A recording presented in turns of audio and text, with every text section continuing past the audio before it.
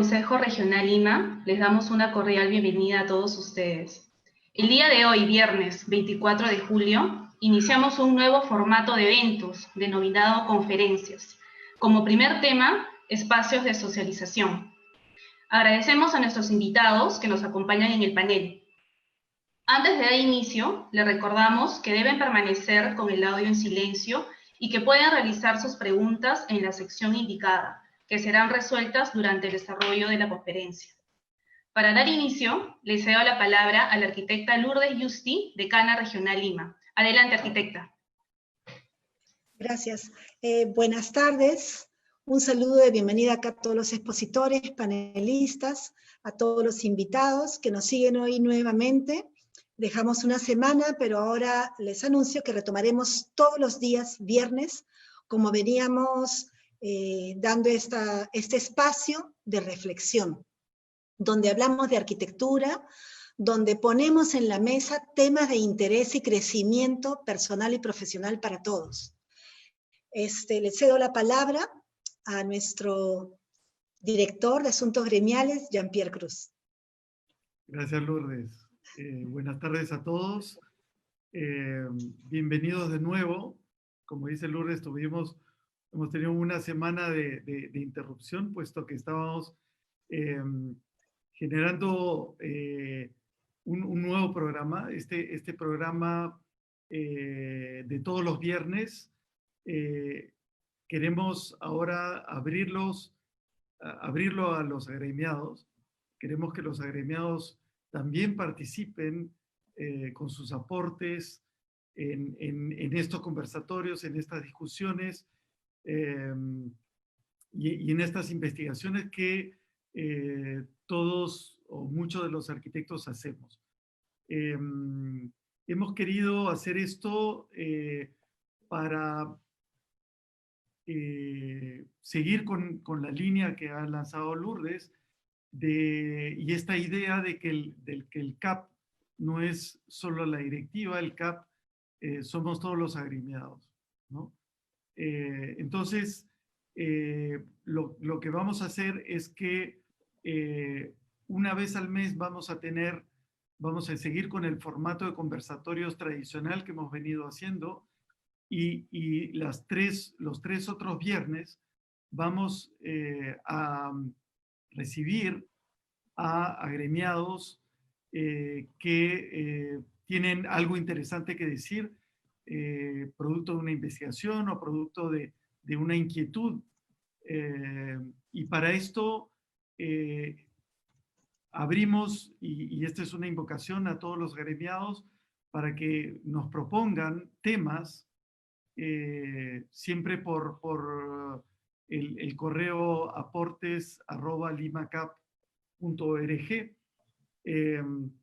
Estas propuestas van a ser analizadas por nosotros con la ayuda de Fernando Medina, aquí presente, y vamos a continuar con estos eventos todos los viernes a esta hora. Gracias a Cintia por aceptar este reto, por ser la primera en participar en este nuevo formato, y muchas gracias, por supuesto, a Stephanie por participar como panelista, a Julio nuevamente, lo tenemos por segunda vez en estos conversatorios, estamos muy agradecidos. Y con esto creo que paso la palabra a Fernando. Fernando, ¿tú vas a presentar a los ponentes? Sí. Ya rápidamente, gracias, Jean-Pierre. Buenas noches a todos. Bienvenidos nuevamente a la conferencia Espacios de Socialización. Y como comentó Lourdes, creo que es importante también reflexionar constantemente sobre la importancia de la arquitectura en el bienestar de la sociedad, ¿no? Eso es, creo, fundamental poder entender la importancia de ello. Bueno, sin más, presento a Cintia Seinfeld. Ella es arquitecta, ¿no? Es magíster en arquitectura, convención en vivienda por la Universidad Nacional de Ingeniería, y ha profundizado estudios de los espacios comunitarios en vivienda colectiva y las soluciones sostenibles para viviendas costeras por autoconstrucción asistida y la dotación de energías limpias. Ha participado además en la Bienal de Venecia 2012, ha recibido el primer puesto en la Bienal Nacional de Arquitectura del 2018 en el rubro de vivienda, y también con ello en el premio Capeco Arquitectura y Ciudad 2019 junto con su equipo de colaboradores. Además, se ha desempeñado como docente en la Universidad de Lima y en la actualidad en la Universidad Católica del Perú. Es socia fundadora de Seinfeld Arquitectos y Tandem Arquitectura. Como panelista tenemos a Stephanie Martins. Ella es especialista en bienestar, bióloga de la Universidad Cayetano Heredia, con maestría en desarrollo sostenible. Durante 10 años ha desarrollado una carrera exitosa en el mundo de la sostenibilidad, y luego en Asia hizo estudios de yoga, autoconexión y mindfulness. Actualmente cursa una certificación en la ciencia de la felicidad que evalúa cómo el bienestar contribuye directamente al bienestar del ser humano. También como panelista tenemos al doctor Julio Calderón. Bueno, él es sociólogo, ¿no? de la Universidad Mayor de San Marcos. Además, forma parte del Comité Consultivo del Plan de Desarrollo Metropolitano. Es maestro con honores de la Facultad Latinoamericana de Ciencias Sociales y doctor en Ciencias Sociales con mención sobresaliente por la Universidad Mayor de San Marcos, entre otros galardones. Además, ha pertenecido y pertenece a diferentes comisiones de vivienda y hábitat, y además tiene más de 100 publicaciones en diferentes países de América y Europa en diferentes idiomas. Entre las distinciones que ha recibido tiene la distinción Apu Guaitapayana, otorgada por el Colegio de Arquitectos de la Regional Junín. Actualmente es responsable de una investigación de la Universidad Nacional de San Marcos sobre los mercados informales de suelo en la periferia de Lima. Sin más, le cedo la palabra a Cintia para que inicie la exposición.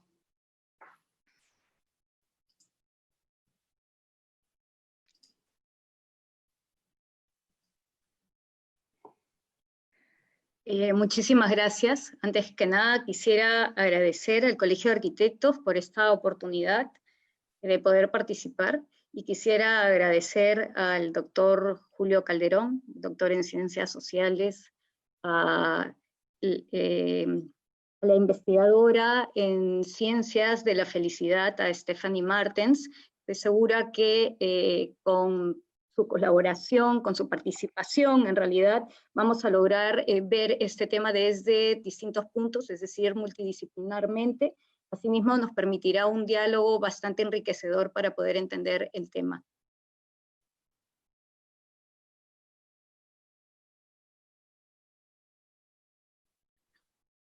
El tema que vamos a tratar esta noche es un tema que además se visibiliza ahora tremendamente, y es la importancia de la conformación física de un tipo de conjunto residencial, de conjunto habitacional, que es más bien cerrado y que se viene haciendo desde hace 2 décadas. Es decir, esta es una nueva tipología residencial que viene a colación a partir de una serie de situaciones en donde la ciudad ya no es continua, sino que más bien desde hace más o menos 2 décadas se viene haciendo estos conjuntos que son cerrados. Por eso no es menos importante la conformación física al interior.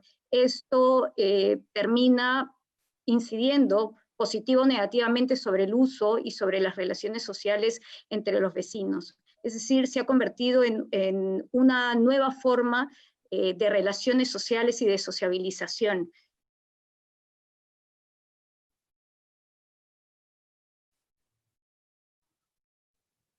Las fronteras entre lo colectivo y lo individual, dice el arquitecto colombiano Alberto Saldarriaga, entre lo público y lo privado, entre lo compartido y lo íntimo, responden a formas diversas de aquello que puede ser realizado con otros y de aquello que se limita al ámbito del individuo. Es decir, esta línea tan fina entre lo colectivo e individual, que en nuestros días más bien lo individual ha tomado un peso específico muchísimo mayor al colectivo, nos hace pensar realmente qué es lo que tenemos que hacer todos los que estamos involucrados en la participación del desarrollo de la vivienda y de la ciudad para que en realidad lo colectivo comience a tomar más peso. Y eso es fundamental el día de hoy. Como un antecedente muy rápido, desde hace más o menos 2 décadas nace el Fondo Mi Vivienda. A partir de este Fondo Mi Vivienda, que pone dinero para que pueda hacerse proyectos de vivienda, se han ido creando básicamente conjuntos habitacionales que son cerrados con respecto a la ciudad. Es decir, no cualquiera puede ingresar a ellos. ¿Por qué se da la privatización en términos generales de los espacios y más específicamente también en la vivienda? Primero, porque hay un colapso del Estado, comienza a cumplir solamente con un rol subsidiario. A partir de la década de los 90 hay una supresión de las instituciones gubernamentales, es decir, por ejemplo, instituciones que respaldaban o que sostenían el desarrollo de la vivienda desaparecen o por lo menos se comienzan a juntar o a minimizar. Por otro lado, es importante también entender que, dadas las situaciones que Lima y el Perú vivían a partir de los años 70, 80, después viene inclusive el tema del terrorismo, comienza una economía, o por lo menos se fortalece la economía informal porque el Estado no puede hacer frente a esta problemática que se genera de migraciones y de gente que viene y que de pronto se necesita muchísima vivienda. Entonces, esto refuerza la economía informal, un caos en la ciudad y por otro lado también una situación de inseguridad y de miedo que el Estado no es capaz de hacer frente. Está un poco lento. Perdónenme un minuto, que no me permite pasar. Ok. Entonces, este miedo al otro del cual estamos hablando genera una suerte como de espacios locales que son entendidos como barrios, que en la nueva ciudad, en las nuevas tipologías, este barrio se traslada a lo que es estos conjuntos cerrados. Son tantos los que se comienzan a desarrollar, sobre todo en la periferia de Lima y en la ciudad tradicional, digamos, de Lima, en el centro mismo, lo que sucede es que estos se convierten en los nuevos espacios de sociabilización. Duhau y Giglia dicen el cierre masivo de las calles no solamente depende de este fenómeno del miedo y de la inseguridad, sino de cualquier externalidad negativa. Y esta externalidad negativa, desgraciadamente, en los últimos tiempos es inclusive la heterogeneidad. Es decir, cada vez se ve más cómo vivir entre gente que comparte homogéneamente ciertas circunstancias, como puede ser económicas, culturales, sociales, etcétera, que va en contra de lo que significa en realidad hacer ciudad, o lo que la ciudad significa como digamos, una fuente de recopilación de las heterogeneidades más diversas, ¿no? Vale la redundancia. En términos generales, ¿qué quiere decir el barrio? El barrio es una forma de espacio local, es decir, este espacio local es el espacio que permite, por sus características, generar interrelaciones, relaciones entre los vecinos. Y esto se da a través de pactos sociales tácitos, es decir, yo me comporto de esta manera porque de alguna manera lo aprendí desde siempre y es la forma como me relaciono con los otros. Este pacto social tácito, ¿qué es lo que permite? Una transición entre mi vivienda, que es mi ámbito privado, al espacio contiguo, al espacio público en general. Permite el paso de lo individual o lo social, que es importantísimo. ¿Y cómo se da esto? A través de la apropiación, es decir, la forma como yo uso y siento el espacio colectivo, y esto se da a través de un conocimiento y reconocimiento cotidiano de lugares, espacios, recorridos, trayectos, etcétera, que son reconocidos.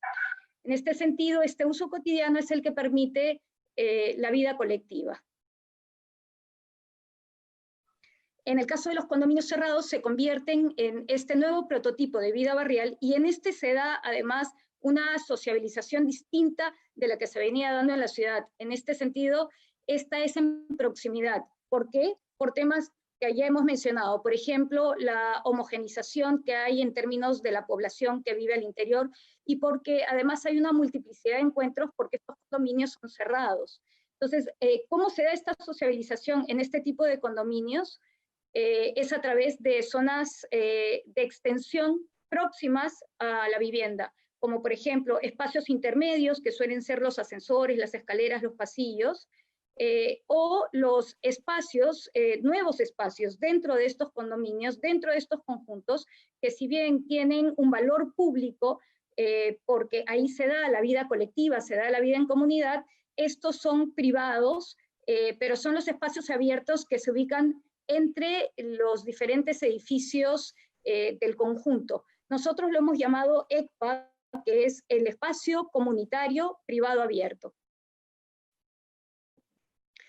En términos generales, entonces, ¿cuáles son las características de estos condominios cerrados? Que, como hemos dicho, se han convertido en una tipología importante donde se está dando la sociabilización. Es una nueva forma de barrio que tiene un carácter cerrado, no cualquiera puede entrar, hay que pedir autorización, hay mayor homogeneidad en términos generales al interior, facilita el aislamiento de las familias, es decir, hay esta idea de que puedo vivir más confiablemente al interior de un espacio cerrado donde mis hijos pueden salir, es la idea que se genera debido a la inseguridad que hay, y posee estos espacios de extensión que hemos hablado, que son el ECPA.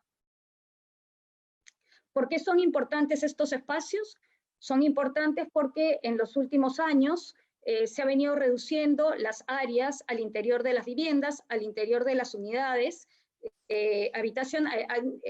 unidades de vivienda, en realidad, un 10 a 15%, inclusive en los últimos años se ha ido reduciendo las áreas al interior, ¿no? Un tema bien importante de comentar es que, si bien en los espacios públicos las relaciones sociales se dan a través de una intensidad de relaciones bajas, es decir, basta que yo esté en un espacio público para que yo me mire con otra persona, estemos en el mismo espacio sin conversar, pero una sonrisa o una mirada es suficiente para generar algún tipo de lazo de confiabilidad, digamos. En el caso de los espacios comunitarios, en estos conjuntos más bien se dan en base a relaciones de alta intensidad. Es decir, esto debido a la multiplicidad que hay de encuentros. Entonces, se basa más en relaciones entre conocidos, y si voy subiendo, entonces me encuentro con amigos, porque hago amigos adentro y hago amigos íntimos también con el tiempo. Entonces, un tema muy importante es que cuando observamos tres variables importantes para poder analizar qué es lo que está pasando, que es la variable de la conformación física, el uso y las relaciones sociales, se dan una serie de relaciones comprobables a través de patrones. Estos patrones son bien importantes porque ¿qué es lo que nos van a permitir? Tomarlos en consideración en el momento que nosotros diseñamos, los arquitectos, de la mano con las inmobiliarias, con las constructoras, etcétera, con todos los que estamos metidos en el tema, de tal manera de poder hacer el diseño y una planificación bastante más asertiva. ¿A qué llamamos conformación física? A las características físicas y ambientales de todo el entorno construido dentro de estos conjuntos. Los usos son las actividades que estas características permiten, y las relaciones sociales son las oportunidades que a través de los usos se dan para que la gente se pueda encontrar, se pueda relacionar. En este sentido, estos patrones deben de ser vistos no con las variables de manera independiente. Es importante el valor y la significación que se le da, por ejemplo, a la conformación física para que se puedan dar estas actividades y estas relaciones sociales. Christopher Alexander, que fue un arquitecto urbanista importante, británico, estadounidense, comentaba algo a mí me parece súper potente. Un patio no es solo un elemento en sí, sino la relación entre este y el uso que le dan con los conceptos subjetivos asociados al mismo, tales como el descanso y la congregación. El patio contribuye a que la gente cobre vida en un espacio contenido para estar. Cuando es cerrado, disminuye su uso. Si tiene varios accesos, es más fácil, es más familiar. Y cuando hay una zona techada, se genera mejor gradación público-privado, facilitando el recorrido. Es decir, todas estas características tan importantes que tienen que ver con el diseño de los arquitectos, genera que el patio se convierta de esta manera gradualmente en un lugar reconocido en relación a la idea que se tiene del descanso y de la congregación.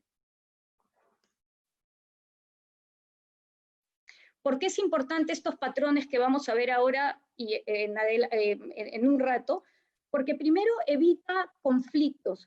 Si es que yo tengo que la conformación física me permite utilizar bien el espacio y además genero buenas relaciones con mis vecinos, obviamente voy a reducir conflictos, reduzco el rol controlador de la guardianía. La ciudad se mueve bajo este pacto tácito que he hablado, pero en estos conjuntos los roles y los papeles están regulados por una guardianía o una administración, es decir, las actividades no son tan espontáneas como en la ciudad.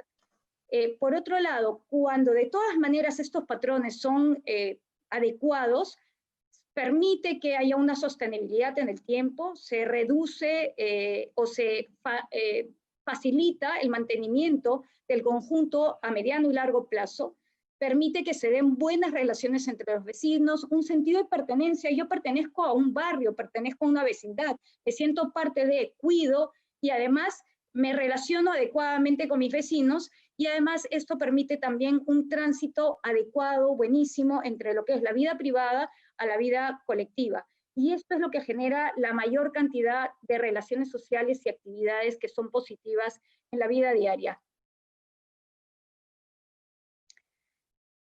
Este estudio, esta investigación, está en términos de las características del conjunto, que es una de las variables, está dividido en tres partes importantes. Uno es la organización espacial, la otra es las veredas, los sistemas de conectividad, y la tercera son los equipamientos conjuntamente con los espacios abiertos.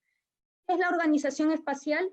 Es la distribución, la manera como funciona el conjunto, cómo se distribuyen sus partes, cómo se conectan las unidades habitacionales, cómo son las veredas, cómo se conectan y se relacionan todo esto, por ejemplo, con los espacios.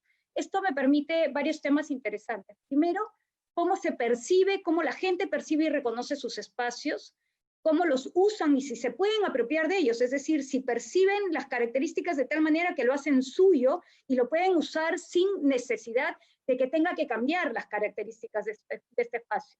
Entonces, ¿concibo mi vecindario como un barrio o es que simplemente yo siento que el espacio contiguo a mi vivienda es lo único que me importa y el resto no es parte de mi vida diaria? ¿Puedo yo sentir que mis espacios los siento propios en el día a día, en el uso, o más bien los siento ajenos?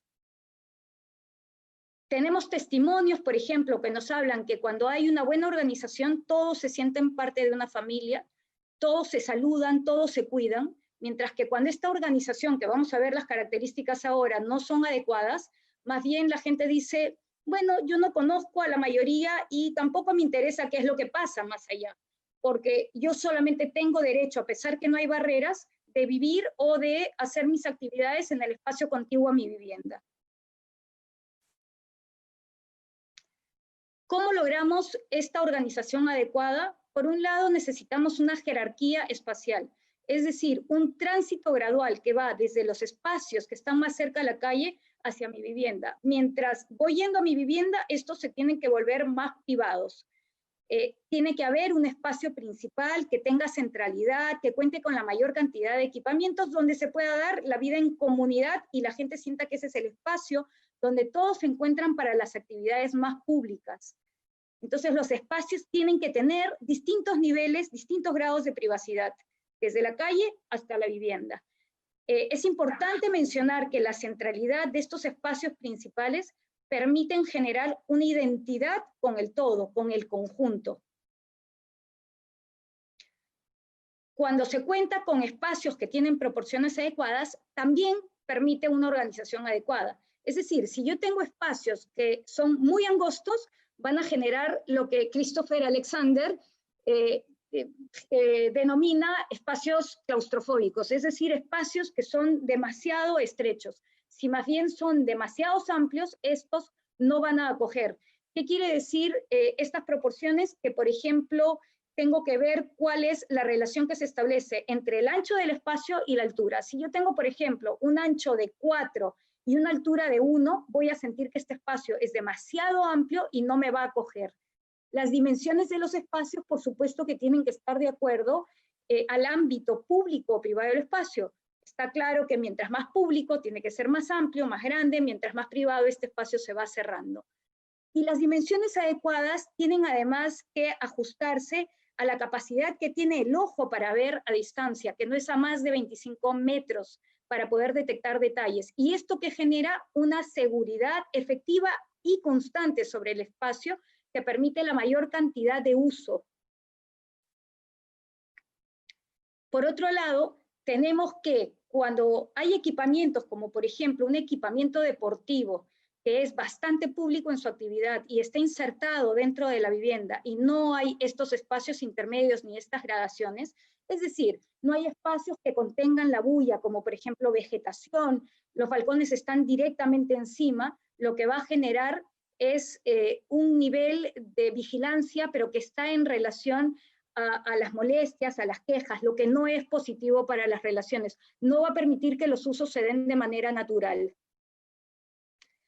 ¿Cómo logramos esta organización adecuada y cómo logramos una sana vigilancia dentro de esta organización?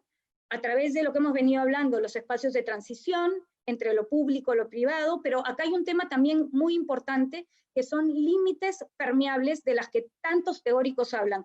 Últimamente en el Colegio de Arquitectos ha estado invitado el equipo de Yangel, que es un urbanista, estudioso urbano, danés, que tiene más de 50 años haciendo estudios, escribiendo, en fin, prolífico completamente, y lo que él dice es que los bordes tienen que ser permeables, tienen que ser bordes blandos. ¿Qué es eso? Que en el basamento del edificio nos permita esta transmisión de lo que pasa al interior al exterior, que las luces estén encendidas, que se sienta la actividad.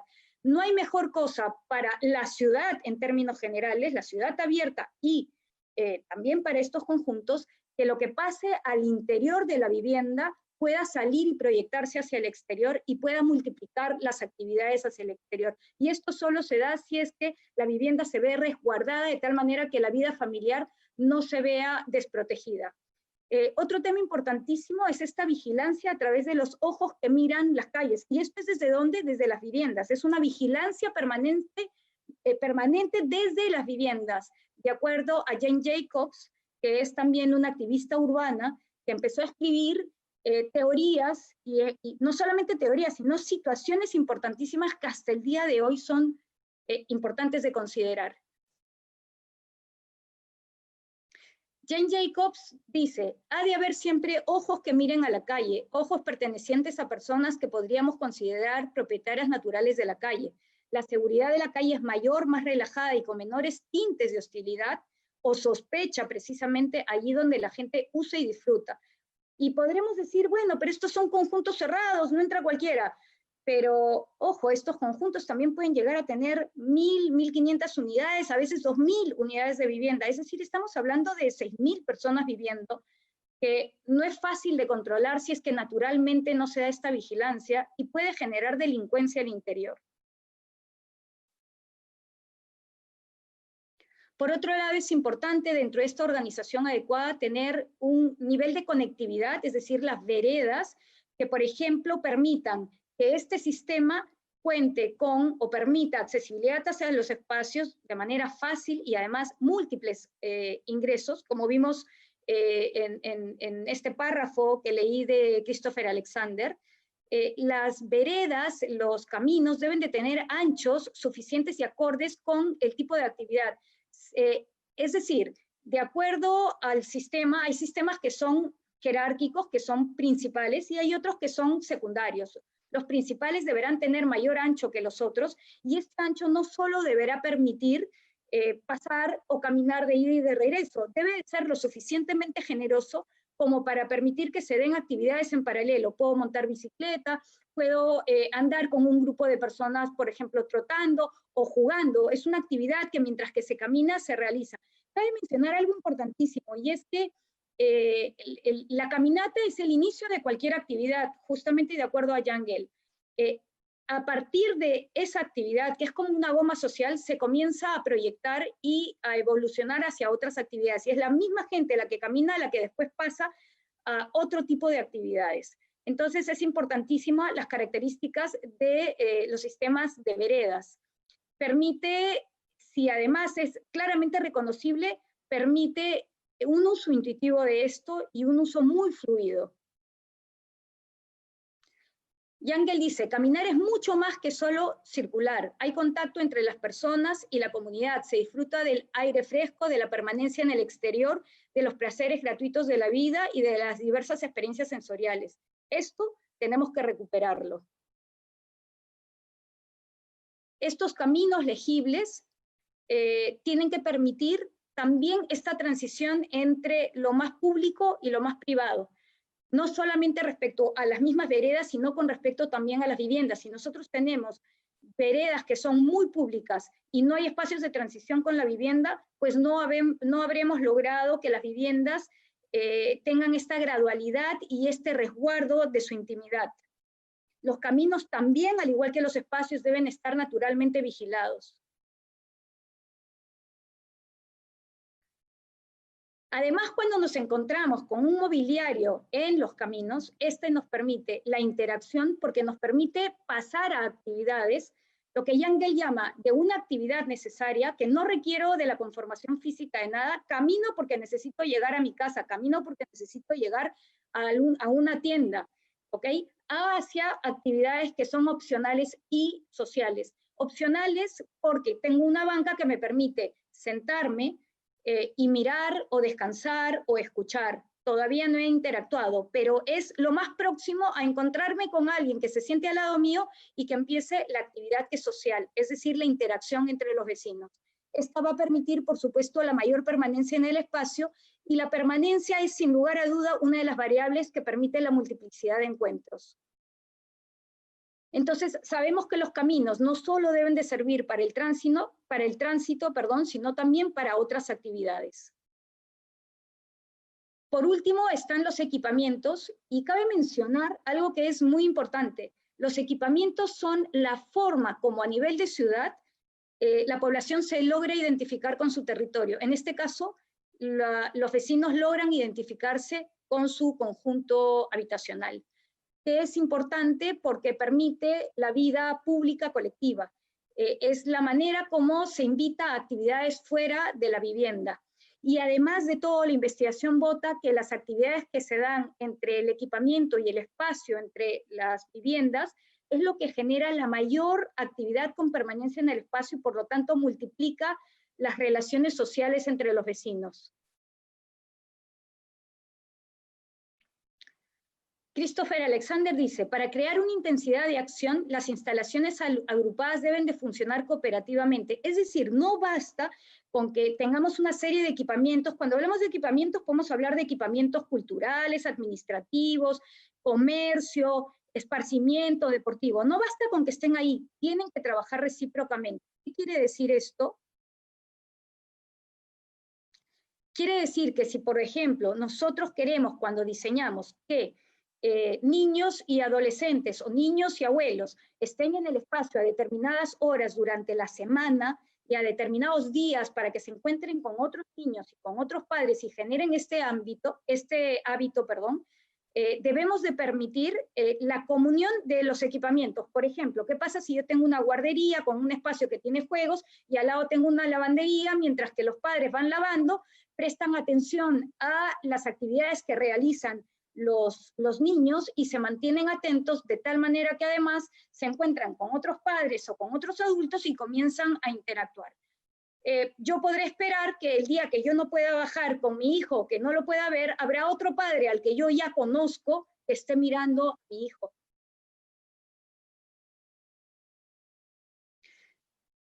Cuando tenemos un equipamiento deportivo que sabemos que cumple un rol importantísimo y primordial, porque no solamente se dan actividades deportivas, sino que también se dan otras actividades como esparcimiento debido a su superficie, que es bastante flexible, es decir, permite actividades sin necesidad de que su característica o su conformación física cambie. Es una de los equipamientos más importantes. Y en este sentido hay que tener todas las precauciones cuando se diseña, que ya hemos mencionado, ¿no? Estar como actividad pública dentro de un espacio más público y que haya espacios de transición respecto a las viviendas. Los equipamientos, entonces, deben cubrir todas las necesidades y dentro de eso están los equipamientos comerciales. Se sabe que cada 1000 personas debería de haber un pequeño comercio al interior de los conjuntos. o en general, digamos, en zonas de vivienda en la ciudad.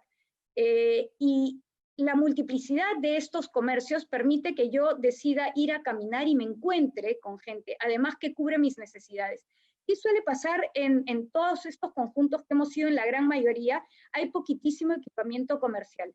¿Y qué termina sucediendo? Que se termina abriendo equipamientos informales, lo que estamos acostumbrados a que haya, los equipamientos informales, que uno podría decir, ¿y por qué hay estos equipamientos informales? Bueno, los hay porque definitivamente no hay lo otro, no hemos diseñado lo otro.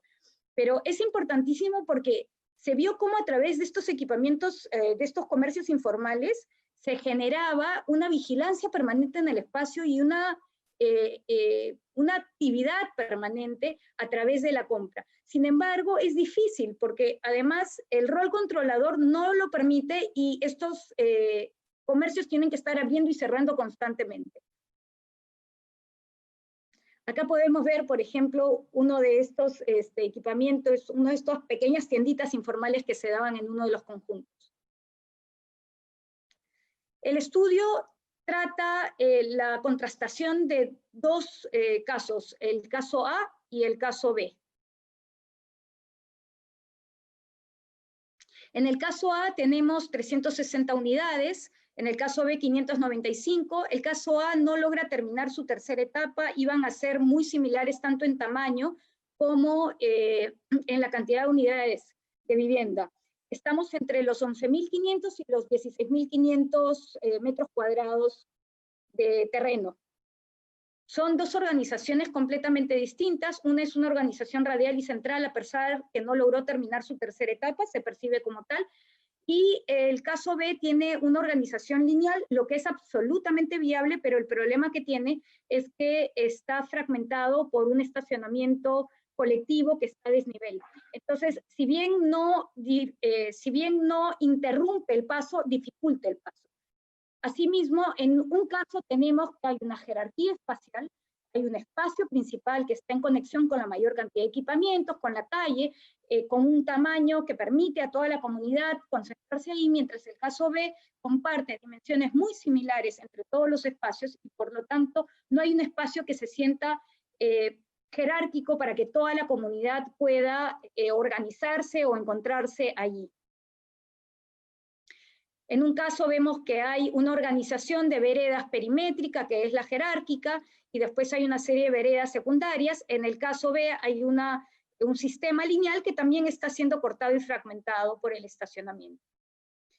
Y ya hemos dicho que en el caso A hay una mayor cantidad de equipamientos, lo que hace que el espacio 1, el E1, sea un espacio central principal, mientras que en el caso B, los equipamientos están indistintamente distribuidos en todos los espacios. Y entonces vamos a pasar ahorita a ciertos patrones que el estudio votó, es decir, a estos comportamientos comprobables que hay que tomar en consideración. Ustedes verán y podrán expresar y podrán decir, oye, pero todo lo que está contando Cintia o lo que va a contar Cintia sobre estos patrones es evidente. Bueno, sí, puede ser evidente, pero no los estamos tomando en cuenta porque definitivamente no estamos diseñando estos espacios y toca que los arquitectos nos pongamos la mano y digamos, bueno, esto tiene que cambiar. Y por otro lado, se ha comprobado ya, o sea, este estudio ha permitido comprobar que definitivamente cuando esta conformación física no es adecuada, entonces no tenemos definitivamente las mejores relaciones ni el mejor uso del conjunto. ¿Qué pasa cuando tenemos esta organización espacial que tiene esta jerarquía, con esta gradación que hemos hablado? Eso va a permitir definitivamente que se dé una conectividad adecuada. ¿Y qué quiere decir la legibilidad? Quiere decir que yo voy a poder percibir toda la organización del conjunto de manera clara y la voy a poder usar de manera anticipada. Mi mente va a estar de alguna manera ya preparado para saber que el espacio tal funciona de tal manera, que yo me conecto de tal o cual manera y no necesito ni siquiera pensar mucho. ¿Hacia dónde me lleva esto en los usos y relaciones sociales? A un uso de todo el conjunto, a los espacios más públicos con mayor cantidad de uso de manera natural, como podemos ver en este cuadro, y a los espacios más privados con menor cantidad de uso, con menor cantidad de gente. pero reconozco todo el conjunto, es decir, comienzo a conformar parte de este conjunto y me siento parte de él. Acá podemos ver como al lado derecho hay una foto de un espacio más público donde se juntan niños, adolescentes, padres, adultos, abuelos, etcétera, y un espacio más cerrado que no cuenta con equipamiento, que es más privado y que más bien es un espacio más de estadía, casual, de descanso. Cuando se da todo esto que hemos hablado a nivel de la conformación física, se da lo que llamamos control social, es decir, esta vigilancia efectiva y permanente en el espacio que responde a las características que hemos visto de transición, de una vivienda resguardada. Esto que permite que si yo como vecino percibo todo el vecindario, percibo todos los espacios, me permite también sentirme como parte de un barrio e identificar el conjunto en general como parte de mi espacio de vida. Y es interesante porque uno de los testimonios dice, todos somos una gran familia, todos nos cuidamos, todos nos saludamos, etc.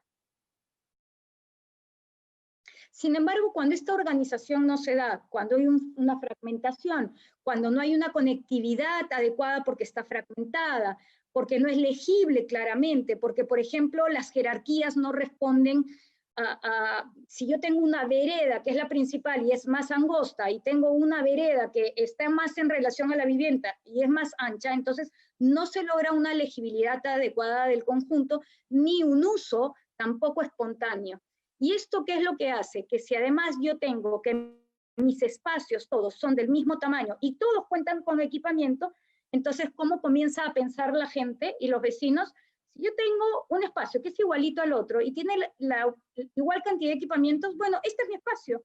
Y el otro no tiene por qué ser mi espacio. ¿Por qué lo voy a invadir? ¿Y por qué el otro va a invadir mi espacio? Ese es el sentimiento que se genera. Y entonces no hay una identificación del conjunto, me interesa solamente lo que pasa en el espacio próximo a mi vivienda. Y solamente reconozco a los vecinos que viven al lado mío.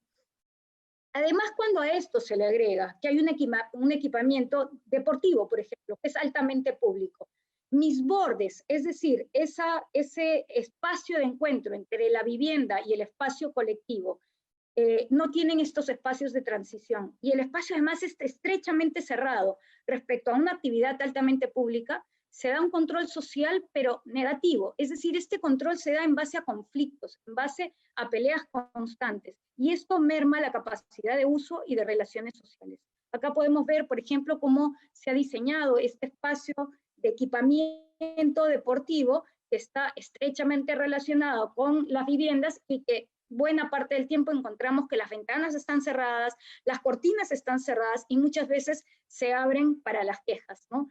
Para terminar un partido, para pedir que no hagan tanta bulla, que no pueden hablar al interior de las viviendas, etc. Sin embargo, hay una forma de estos patrones a nivel de la conformación física en donde se da esta jerarquía adecuada, esta gradación, un cerramiento adecuado, que es un cerramiento que por lo general está en relación a un 1 a 1, superficie, altura, o 2 a 1, hay un borde blando, y además hay veredas que tienen transición respecto a las viviendas. ¿Qué genera esto?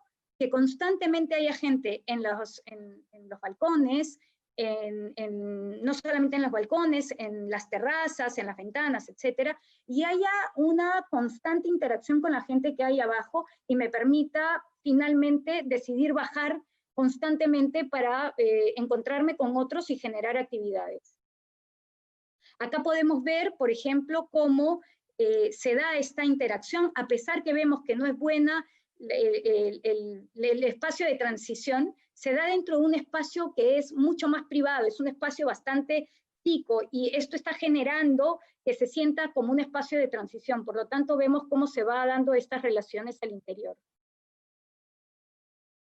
A nivel de patrones, cuando se da flujos, veredas adecuadas, tanto en su conformación, sus jerarquías, sus anchos, y hay la accesibilidad adecuada, es decir, la cantidad que se requieren para los espacios y se cruza espacios, este permite el paso de un uso que es solamente caminata a otro tipo de actividades que son muy importantes, como son caminatas, trotes, actividades, encuentros de mayor permanencia y cada vez de mayores relaciones sociales.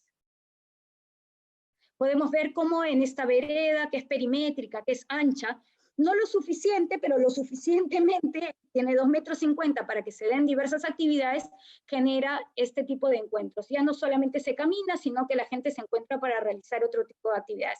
Y si además a esto se le suma un mobiliario como una banca, y tiene además la suerte de tener este tipo de forma en B que permite que se vean cara a cara, es decir, que se den encuentros que empiezan por íntimos, después son personales, más bien este permite personal. Es decir, yo me encuentro con alguien conocido, me siento y puedo conversar y permanezco por más tiempo en el espacio. Lo podemos ver acá en las actividades que hacen los niños, pero no solamente, sino los adultos mayores, los adolescentes inclusive. Sin embargo, cuando las veredas son angostas, cuando la accesibilidad a los espacios no son adecuados y además de todo, los bordes no nos permiten, a pesar de existir espacios verdes, no nos permiten pasar hacia esos espacios, dado que las veredas son angostas, por esta idea tan errónea de que tenemos que generar alguna suerte de vegetación media para que de esta manera se resguarde el espacio verde, es decir, se convierte en un espacio de contemplación en vez de un espacio de uso. Se genera que las actividades que se dan con mucha incomodidad y nuevamente los usos y las relaciones no son las adecuadas. Lo podemos ver acá en estas fotos, cómo la gente tiene que pasar por el costado. Una situación que se dio, que además es visiblemente fácil de prever, es que cuando tenemos estos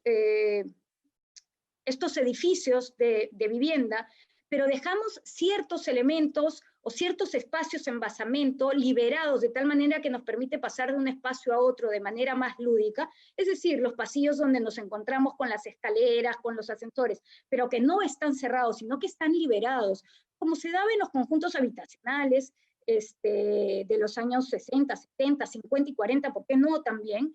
Y los chicos y los adolescentes sobre todo, pasan de un lugar a otro de manera muy lúdica y encuentran una manera de reconocer todo el conjunto y de usarlo constantemente. Acá vamos a ver una serie de fotos que sustentan estas actividades, el paso de un lugar a otro y el uso de todo el espacio, de todo el conjunto. Pero no solamente es importante el mobiliario primario, es decir, aquel que está diseñado, sino que el secundario, como una gran escalera, por ejemplo, puede generar situaciones como esta. Es decir, no solamente 4 personas que se sientan frente al espacio principal a ver la actividad, sino también la posibilidad que a determinadas horas en esa misma escalera hayan 10 y después 20 y hasta 30 chicos y adolescentes jugando y proyectando después la actividad hacia el espacio principal. Una de las conectividades más importantes es la que encontramos entre el equipamiento de esparcimiento, un mobiliario y la presencia de un césped de manera continua a este equipamiento. Esto que genera la actividad con mayor permanencia y la posibilidad de mayor cantidad de uso en el espacio. Es decir, acá se juntan niños, adolescentes, adultos mayores y cada quien va entablando relaciones.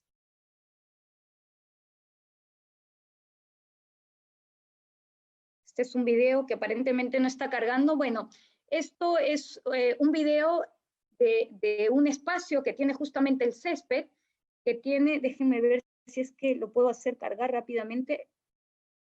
Ahí está, ¿no? Entonces, es un espacio en donde el equipamiento permite la proyección de las actividades del equipamiento y se juntan adolescentes también en el césped. Entonces, toda la población puede realizar actividades en ese espacio que se lee como el espacio comunitario. Vamos a hacer, perdónenme, lo estoy llevando hasta el final porque no está funcionando. No me permite pasar. De repente deja de compartir, Cintia, y vuelve a compartir. Ya.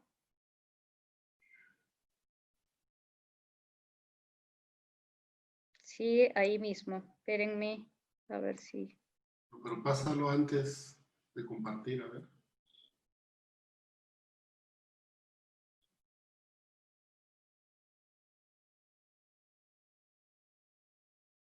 Sí, no me permite, se ha enganchado ahí. O sea, deja de compartir y ahí libéralo. Y vuelvo Ya. a compartir. Disculpen, ahorita lo vamos a solucionar.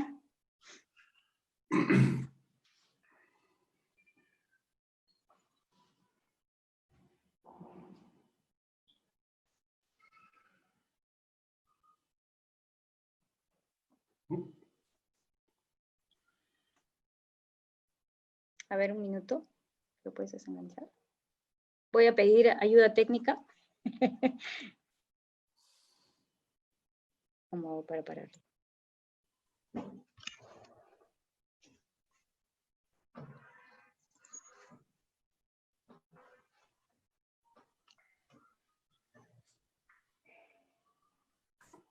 ¿Quieres que le ponga stop? Lo pongo aquí. Ya, dejé de compartir. Ah, ok. Esta es la presentación, pero ya no está compartida, ¿no? No, todavía no. Ya, ok. Ya. Pero no me da para compartir. ¿Dónde está para compartir? Ahí, ya. Okay. Ya estoy. Discúlpenme. Ahora Que sí tienes comparto. un asistente técnico por ahí. Mi marido. Sí, muchas gracias. Que me está escuchando. Sí, gracias. Sí, agradécele. Voy a evitar poner los videos, ¿ya? Para evitar este problema. Bueno, cuando tenemos un equipamiento que tiene dimensiones angostas, no cuenta con mobiliario y además el espacio que hay alrededor es demasiado angosto, chico, ¿qué es lo que genera? Genera que los adolescentes terminen desplazando a los chicos de este espacio y que además los padres terminen molestos y generando una serie de riñas con los adolescentes. Hay algo importante aquí que quiero rescatar. A ver, los adolescentes, los juegos deben estar de acuerdo a edades. No es lo mismo tener un juego de 0 a 2 años, de 2 a 7, de 7 a 11 o adolescentes. Y los adolescentes por lo general no tienen espacio. ¿Por qué? Porque los adolescentes tienen una actividad un poco rebelde que es necesaria para que ellos puedan reforzarse en sí mismos para pasar a una vida adulta. Y esto es visto dentro del interior de estos conjuntos como actividades rebeldes que no son aceptadas dentro de esta, digamos, dentro de lo que debería de darse dentro de estos conjuntos. Entonces lo que termina pasando es que definitivamente terminan dándose estos pleitos que hay. Por otro lado, cuando hay un equipamiento de esparcimiento y hay un mobiliario, y este equipamiento deportivo tiene la flexibilidad, lo que va a generar definitivamente es la multiplicidad de encuentros, el uso yuxtapuesto, es decir, la posibilidad de varios usos a la vez y que no requieran de cambiar las características de la conformación física. Acá lo podemos ver como, por ejemplo, hay las actividades de jóvenes, las actividades de niñas, que además cuando se dan estas gradas permiten la mayor permanencia también porque fungen como no solamente un espacio para actividad, sino también como mobiliario. Entonces nos vamos acercando hacia algunas de las conclusiones. ¿Cuáles son los usos que permiten ciertas características? En este caso, la organización del conjunto, el reconocimiento de la totalidad del condominio, parte de él, uso de todos los espacios o solamente parte de estos espacios, un nivel de pertenencia a todo el conjunto, yo soy parte de una vecindad o solamente pertenezco al espacio donde vivo. Por otro lado, también la identificación de espacios más amplios, espacios principales para actividades más públicas y más privados para actividades más íntimas. Es decir, vimos cómo los espacios más privados servían solamente para actividades de familias o parejitas. De otro lado, en relación a las características de las veredas, estos permiten los encuentros al paso y fluyen o evolucionan hacia actividades de mayor interacción. Cuando hay mobiliarios hemos visto que genera mayor permanencia. Cuando tenemos equipamientos, estos son digamos, las instituciones que permiten mayor permanencia y actividad, interacción social en el espacio. Sin embargo, cuando estos están contiguos a la vida familiar y no hay transiciones adecuadas, generan mucho conflicto. Se dio una situación muy interesante que era una concatenación de actividades que se observaron y que forman parte de esta cadena que es importante. Una persona decide ir a comprar, posteriormente decide sentarse en una banca, luego se encuentra con gente conocida a la cual saluda. Cuando se encuentra con un conocido, sostiene una larga conversación permaneciendo por más tiempo en el espacio. Me estoy acercando a la parte final, voy a pasar el video para no tener problemas, y quiero terminar solamente con una reflexión. Nosotros observamos otros condominios también, de todos los condominios que pudimos ver en la ciudad, de estos condominios cerrados, contados con las manos tenían lo que ahorita voy a explicar. Si bien eran conjuntos cerrados, tenían, como lo podemos ver en color verde oscuro, espacios abiertos completamente a la ciudad, al barrio, que eran equipamientos básicamente deportivos y equipamientos de esparcimiento. En este sentido, ¿qué es lo que permitía? Permitía que la gente misma percibiera que al interior, como lo muestra la foto de la mano izquierda, se dieran actividades en sus equipamientos, pero mucho mayor controladas, mientras que al lado derecho se daban de una manera mucho más espontánea. Podemos ver inclusive la suciedad, etcétera, pero eso es una situación que se puede saldar claramente. Se daban actividades que la gente reconocía desde el interior de sus viviendas, estos espacios para salir a hacer sus actividades. Es decir, sentían estos espacios abiertos a la ciudad como espacios seguros. Es decir, no necesitaban estar cerrados para poder utilizar el equipamiento deportivo, tanto las mujeres para ciertas actividades, los hombres inclusive se juntaban a determinadas horas y vemos que también se daban actividades de esparcimiento de niños y de adultos. E inclusive una expresión de cariño, ¿no? El abrazarse, que dentro de los conjuntos es visto como que no es una conducta adecuada. O sea, a ese nivel de control se llega cuando en realidad pues es una demostración de afecto que no hace daño a nadie y que se da en las partes de afuera. Pero lo que quiero rescatar y lo que quiero resaltar es que no estamos de acuerdo definitivamente con que la ciudad se vaya fragmentando y se vaya cerrando. Y sabemos que es difícil abrir las posibilidades de que se perciba que de pronto vamos a volver a los conjuntos de antaño, en donde la ciudad tenía esta continuidad de redes y de sistemas de urbanidad. Pero acá hay un caso que traigo a colación, que es un caso intermedio, que permite reflexionar acerca de sí poder incorporar estos espacios abiertos, cuando menos. Creo que ahí me quedo. Muchísimas gracias. Eso es todo. Y disculpen por los problemas técnicos. Gracias a ti, Cintia. Muchas gracias. Gracias. Es súper interesante. Súper interesante en realidad y la importancia del diseño en el bienestar, sobre todo de la sociedad, ¿no? Quisiera dar la palabra a Julio Calderón para que nos dé una opinión, una aproximación sobre esta investigación y a ver qué nos puede contar, Julio. Hola, ¿qué tal? Buenas noches. ¿Qué tal? Buenas noches. Bueno, en primer lugar, agradecer, ¿no?, a los organizadores porque me hayan invitado. Bueno, yo confieso que ya conozco este trabajo, pues lo he leído porque fui jurado de la tesis, ¿no? Entonces he leído este trabajo y bueno, ya conozco este tema.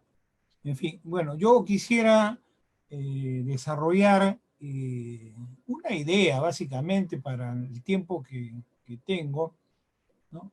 Y que tiene que ver con este problema de la articulación sociedad y espacio, ¿no? La articulación sociedad y espacio es el tema, digamos, de los sociólogos urbanos, ¿no? La pregunta es siempre, ¿es la sociedad la que moldea el espacio o es el espacio el que moldea la sociedad? ¿No? Esa es la clásica pregunta, ¿no? Entonces, por un lado, que el espacio moldea la sociedad, tenemos pues la famosa Escuela de Chicago, o que al revés, que el espacio es la expresión de la sociedad, Manuel Castells, en fin.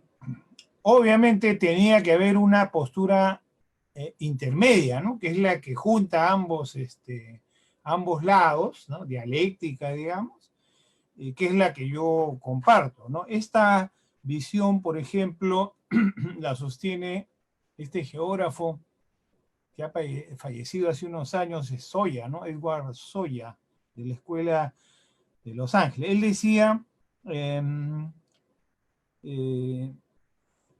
la sociedad, en la sociedad nuestras acciones y pensamientos modelan los espacios que nos rodean. Y al mismo tiempo, esos espacios y lugares producidos colectiva o socialmente moldean nuestras acciones y pensamientos, ¿no? Esa dialéctica que también se encuentra en otra geógrafa, ¿no? Doreen Massey, ¿no? Doreen Massey dice, las distribuciones espaciales y la diferenciación geográfica son el resultado de los procesos sociales, pero también afectan el funcionamiento de los mismos procesos, siendo que lo espacial no es solo un resultado, sino parte de la explicación. Entonces, ¿a qué viene este cuento, ¿no? A que normalmente los sociólogos tendíamos a pensar que era la sociedad la que moldeaba el espacio, ¿no?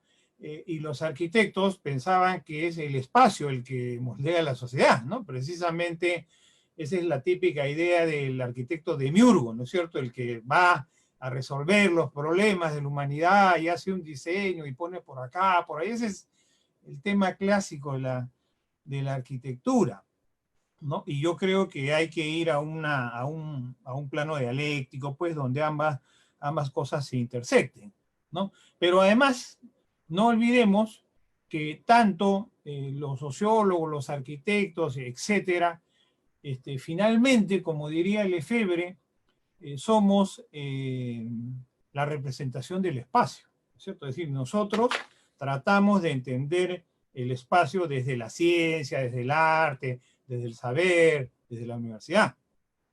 Hay evidentemente otra esfera, ¿no es cierto? Es en la cual la gente común y corriente también representa su espacio. No el sabio, no el científico, no el técnico ni el urbanista. La gente común y corriente también representa su espacio. Y todos estos temas que parecen pues muy etéreos, muy abstractos, en fin, se convocan en este tipo de conversaciones, ¿no? Yo creo que primero tenemos que ubicarnos en la escala, ¿no es cierto?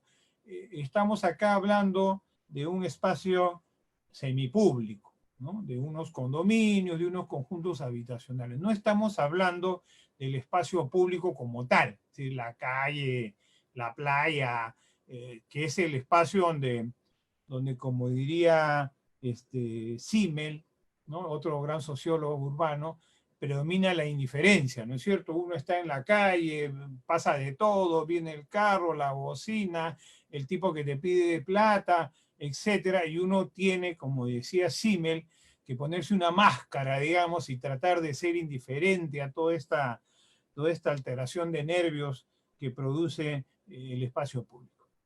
Entonces nosotros no estamos en la calle, no estamos en el parque, no estamos en el campo de Marte, ¿no?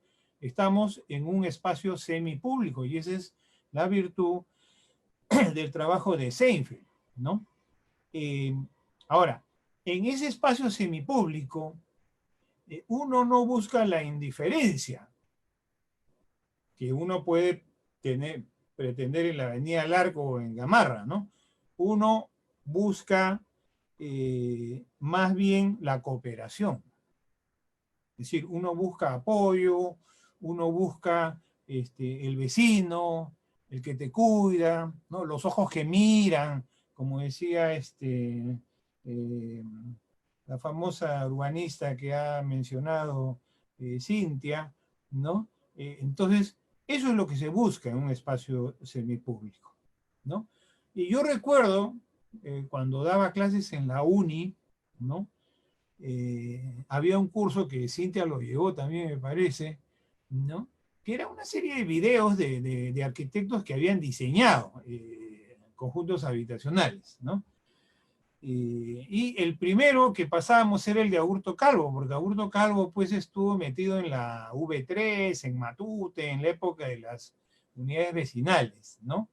Y entonces Agurto Calvo, ¿no? Decía que ellos se habían equivocado en la V3, ¿ya? Porque si ustedes ven la V3, hay un espacio central, ¿cierto? Donde y los edificios se alinean alrededor de un espacio central, y ellos, como arquitectos modernos, etcétera, suponían que la gente iba a ir de todos los edificios a ese espacio central donde estaba, digamos, las amenidades, el equipamiento, etcétera. Pero en el mundo de la realidad, la gente no iba a ese espacio central. Más bien inventaba, creaba, producía espacios intermedios para estar con sus vecinos, ¿no? No olvidemos que vecino no es igual a barrio, ¿no es cierto? El barrio, un conjunto más amplio, puede ser 4 cuadras, y el vecino es el que vive a tu lado, ¿no? Al que le puedes dejar la llave de tu casa. Entonces, nunca confundir vecindario con barrio, por favor, ¿no? Entonces, como Agurto decía, nos equivocamos, él dijo, vamos a hacer una cosa diferente. Vamos a hacer que una unidad vecinal tenga barrios. Y para hacer esos barrios, en las unidades vecinales, para los que conozcan de Matute, el Rímac, Mirone, en las primeras etapas, ¿no? La de la década del 50, y también en las del 60, ¿no? Las que hizo Siriani, se cambió la composición. Es decir, como ahí era una mixtura de chalets y blocks, ¿no? Se trató de que todos convirgieran a una placita, un campo, algo, con la idea de formar barrios. Y vaya si lo lograron, por supuesto que lo lograron, ¿no? Yo lo puedo decir de primera mano porque yo viví muchos años en una unidad vecinal, entonces ya cuando escriba mi libro en memorias lo podrán saber mejor. Pero en realidad, cada barrio dentro de la unidad vecinal tenía su equipo de fútbol, ¿no? Y había un torneo en la unidad donde se enfrentaban los equipos de cada barrio. Y estos barrios se conformaban cuando los chalets y los blocks se miraban. Y entonces había una interacción, había una sociabilización, y entonces se formaron barrios. Entonces, en ese sentido, podríamos decir que Agurto Calvo, en ese segundo experimento, le fue mejor en términos de lo que él quería. Porque finalmente, ¿qué quiere una unidad vecinal? Una unidad vecinal, tal como lo planteó su creador Clarence Perry en la década del 20, una unidad vecinal lo que quiere es socializar, lo que quiere es formar ciudadanos, lo que quiere es formar gente que coopere, que colabore. Eso es lo que busca una unidad vecinal. Una unidad vecinal no solamente busca dar vivienda, busca formar personas. Y esa es la idea original. Esa es la idea que, por supuesto, los urbanistas y arquitectos modernos de mediados de la década de los 40 asumieron. Y yo creo que en gran parte lograron, ¿no? Entonces, se logró hacer estos barrios, se logró hacer esa socialización, se logró lo que ellos buscaban, ¿no es cierto? Que era, digamos, socializar, formar ciudadanos comunes, gente que colaborara, se apoyara, etcétera, etcétera, ¿no? Y esto era una deriva del urbanismo moderno aplicado a un conjunto habitacional, ¿no es cierto? Bien, y entonces los arquitectos diseñaban en función de ese objetivo. Bien, ya para terminar, ¿no? La pregunta del $1.000.000 es, ¿y ahora qué buscan? ¿No es cierto? O sea, hace 50 años querían ciudadanía, querían convivencia, querían sociabilidad, y en función de eso diseñaban. ¿Qué es lo que quieren ahora? Esa es una incógnita, por supuesto. Ese es un motivo de gran debate, ¿no? Lo que nos muestra Cintia es que podemos, dentro de las limitaciones que nos ofrece el mundo actual, ¿no? Limitaciones pues marcadas por una ciudad guiada por el valor de cambio y no por el valor de uso. Digamos, acá lo que interesa es hacer billete directamente, no hay que hacer ciudad, Eso no interesa. No creo que a nadie le interese, no solo un par de locos, los sociólogos, tal vez, pero en realidad a nadie le interesa. Acá lo que se trata es de hacer billete, ¿no es cierto? Entonces, hay varias cuestiones que me parecen importantes, ¿no? Por ejemplo, estas zonas de tránsito, esta frontera que dice Cintia entre lo colectivo y lo individual, ¿no es cierto? Y ahí hay este tema, ¿no? Por ejemplo, ¿no? Lo que este famoso sociólogo urbano, Richard Sennett, llama, él tiene un libro que se llama Construir y Habitar, léanlo por favor, él llama la línea de la calle y la línea de los edificios, ¿no es cierto? O sea, ¿cuál es la línea de la calle y cuál es la línea de los edificios? ¿Hay un espacio de tránsito o la línea de la calle se choca? Los estudios del caso que le va peor, según Cintia, y lo ha mostrado en las fotos, evidentemente esa línea es invisible, no existe, ¿no? O sea, usted puede ver jugando fulbito y la pelota le cae al edificio, la bulla, eso evidentemente es un problema de diseño, ¿no? Lo que habría que ver si es un problema de diseño, porque los diseñadores son muy malos, ¿no? O porque hay la presión, por supuesto, del capital inmobiliario por el billete, ¿no es cierto? El tema es ese, ¿no? Disculpen, yo siempre soy un poco crudo al hablar, pero bueno, es mi estilo, ¿no? Yo no trato de no ser muy elegante en este sentido porque creo que la elegancia no cabe. Este es un problema de valor de uso y valor de cambio. Es un problema de dinero, ¿no? Hay ese problema, ¿no? Hay el problema de la densidad, ¿no es cierto? Si yo quiero socializar, si yo quiero llevarme bien con mis vecinos, con los que viven en el conjunto, evidentemente mejor estaremos cuando estos pasajes, estas aceras, sean pues transitables, cómodas. Y peor estaremos, como lo demuestra pues el estudio de Cintia, ¿no? Cuando el ciclista atropella al niño y hay que estar cuidándose y meterse al jardín, etcétera, ¿no? Aspectos que por supuesto deberían ser considerados en el diseño, ¿no? En mi modesta opinión de sociólogo, ¿no? ¿no? Yo tenía un amigo, Jorge Burga, que hoy día está de cumpleaños, es mi amigo, ¿no? Y él dice, cuando estábamos en talleres, así en las organizaciones populares, en los barrios, ¿no? Decían, ingeniero, ¿no? Y yo le decía, no, arquitecto nomás, le decía arquitecto nomás. Entonces, cuando a mí me dicen arquitecto, yo digo, no, sociólogo nomás, pues sociólogo nomás, ¿no? Entonces, hay que ver esas cosas, la densidad de las aceras, la línea de la calle y los edificios, la distinción entre hacer y habitar, ¿no? Hacer es cuando hago cosas, me muevo, agarro la bicicleta, me voy para acá. Habitar es agruparse. ¿Qué me permite agruparme? ¿Qué me permite formar sociedad? Y eso creo que Cintia nos da enormes ejemplos, ¿no? Y como la vez pasada, yo obviamente quiero felicitarla por este trabajo que es muy útil y que creo que en realidad debería ser publicado, ¿no? Entonces, bueno, muchas gracias por su atención. Gracias, Julio. Súper interesante y efectivamente, qué importantes las relaciones sociales en el bienestar de las personas. Claro. ¿No? O sea, y esa fusión intrínseca entre la sociedad y la arquitectura, claro, que siempre va a haber qué moldea qué, ¿no? Pero, como bien dices, van de la mano, ¿no? La sociedad, parte de la evolución de la sociedad ha sido de la mano de la arquitectura y viceversa, ¿no? O sea, son intrínsecas. Steph. ¿Puedo un minutito? Dale, por favor. Un cinquito nada más. Antes que nada, agradecer a Julio Calderón por enriquecer, pues tocará el espacio a Steph. Pero hay un tema interesante que tocó Julio respecto justamente al urbanismo que se hace digamos, a lo que se llama el urbanismo moderno, que es de las primeras décadas del siglo pasado, en donde no era tan importante quién era el usuario, el habitante, porque era más universal. Esto nace después de exigencias de guerra. Y la V3 de alguna manera es una respuesta a este urbanismo universal, en donde se hacen discriminación entre los espacios de uso de vivienda, etcétera, vivienda, recreación, esparcimiento.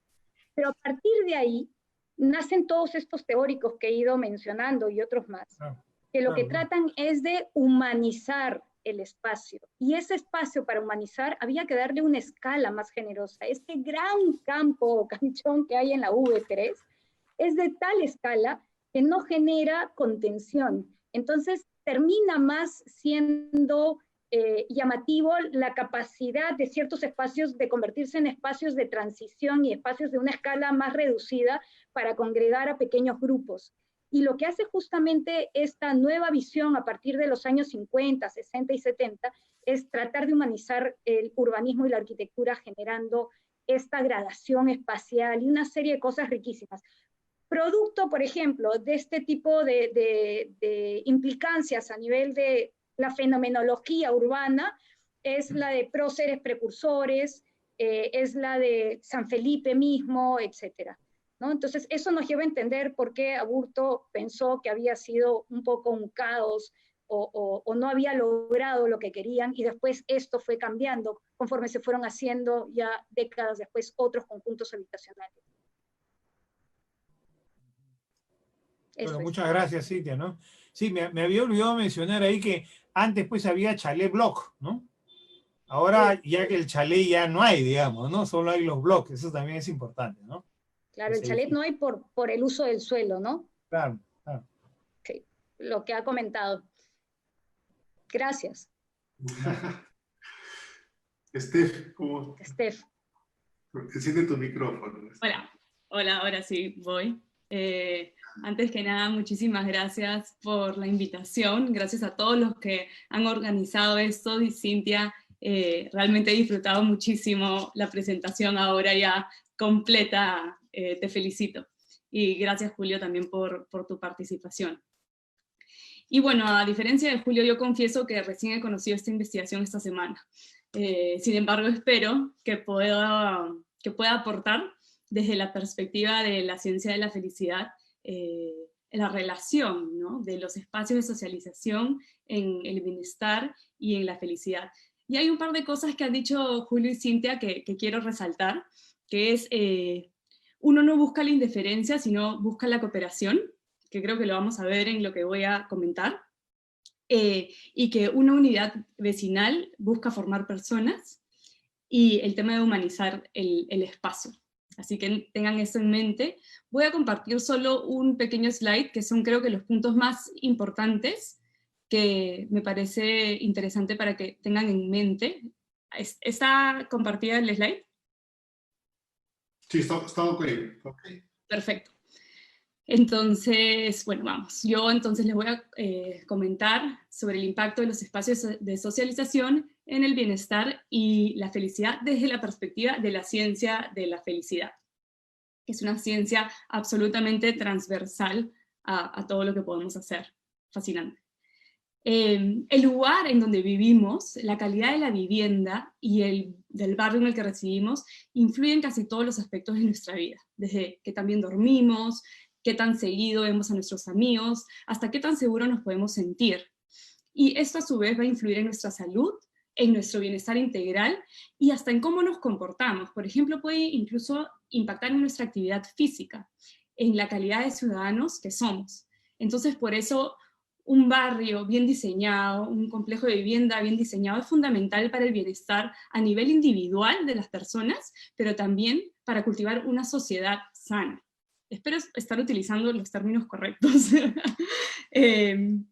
Quiero hablarles brevemente de las zonas azules, que no sé si alguno de ustedes quizás en algún momento los haya escuchado, pero son comunidades que existen en el mundo en donde se encuentran las personas más longevas y más saludables. Ahí hay la mayor cantidad de personas que viven pasados los 100 años en comparación que en cualquier otro lugar. Estas se encuentran, por ejemplo, en Okinawa, en Japón, en Cerdeña, hay una comunidad adventista, creo, en California, en Costa Rica. Y dentro de las principales características de estas personas y de estas zonas es que ellos disfrutan de actividad física que está incorporada de manera natural a su día a día, a través de la jardinería, por ejemplo, o de caminatas, tienen un sentido de propósito inmenso, muchas veces porque se turnan, por ejemplo, a la hora de cuidar niños, de cuidar familiares, y también un sentido de comunidad y lazos de familiares muy fuertes. Siempre hay alguien en quien apoyarse y con quien contar.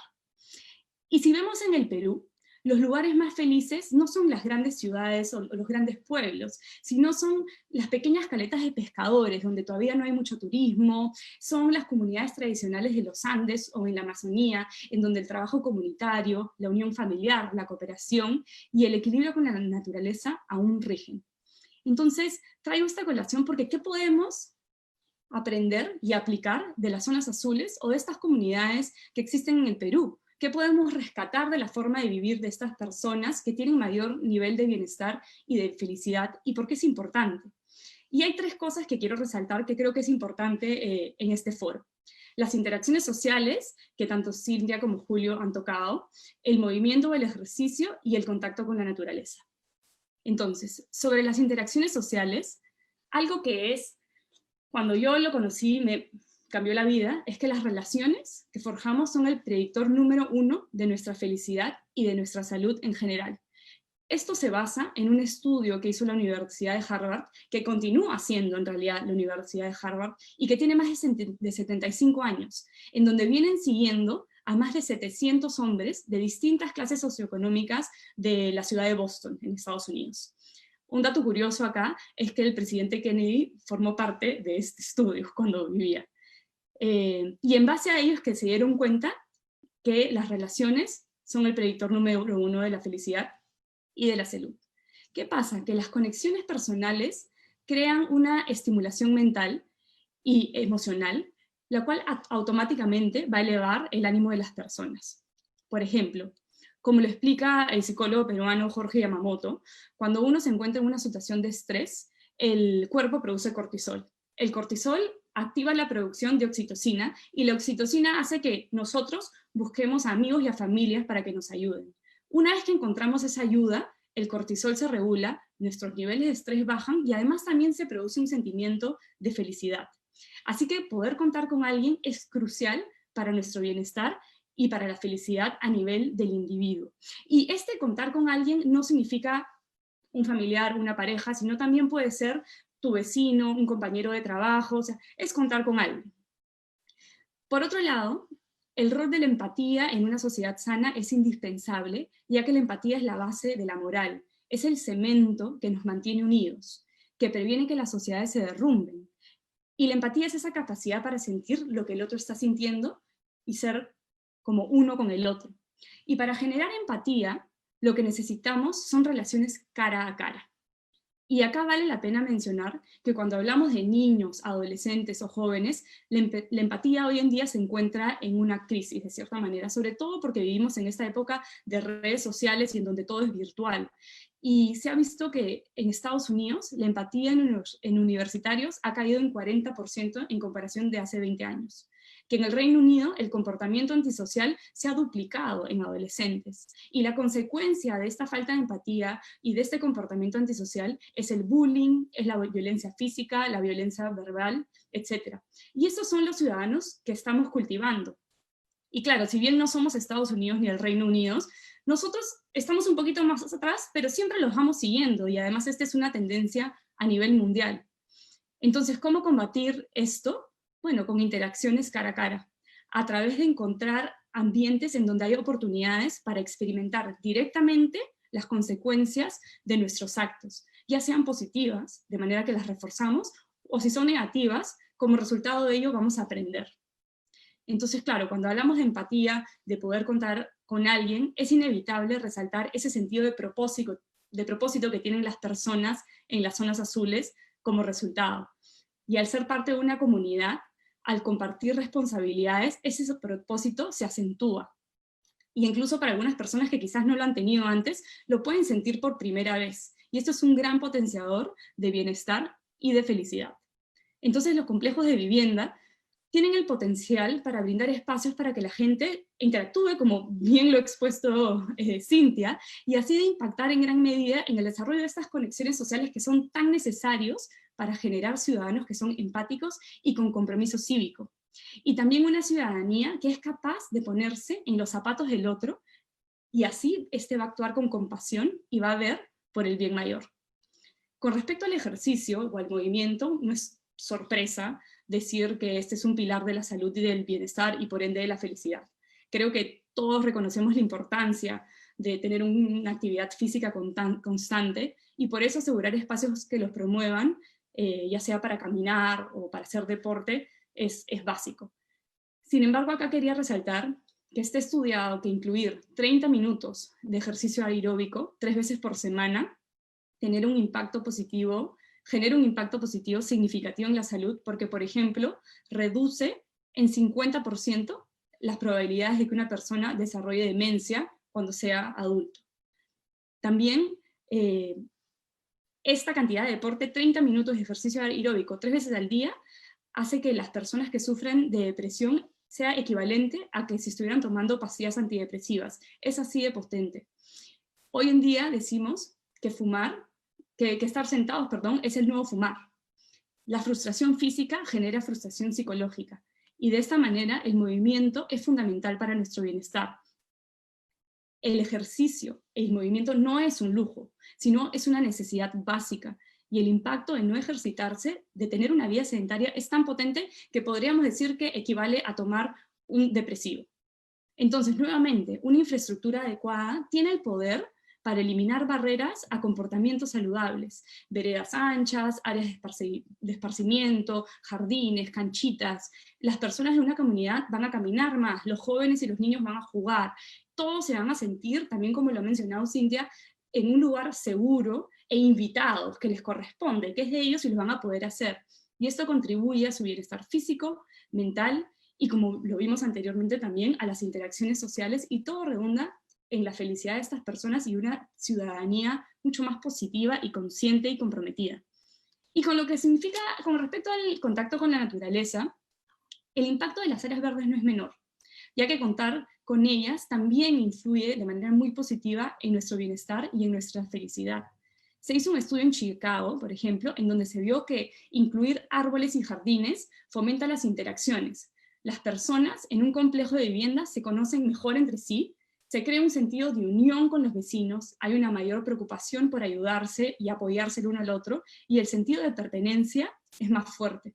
Y además se vio que a este mayor sentido de comunidad se reducen los niveles de crímenes, de violencia y de agresión entre parejas. La naturaleza también tiene un impacto positivo en la salud, porque mejora la memoria, la concentración, los niveles de creatividad, reduce la inflamación, fortalece el sistema inmune y ayuda en la recuperación de estrés, entre otros beneficios. Así que considerar áreas verdes en la medida de lo posible tiene el potencial también de tener un impacto positivo en el bienestar de las personas, que va mucho más allá de algo estético y algo bonito para mirar. Entonces, ya para cerrar, una persona feliz es una persona que se siente agradecida constantemente, es una persona que valora lo que tiene y una persona que está dispuesta a dar, a contribuir con su comunidad. Es alguien transformador además, ya que las personas que las rodean se van a contagiar de ese sentido, de ese buen humor, de esa felicidad. Tenemos algo que se llaman las neuronas espejo, que cuando alguien sonríe, de pronto tú sonríes y no sabes por qué estás sonriendo. Así que esa felicidad se contagia. Y es ahí que recae la importancia de tener un buen diseño, que promueva y que permita interacciones sanas, una vida saludable, contacto con la naturaleza.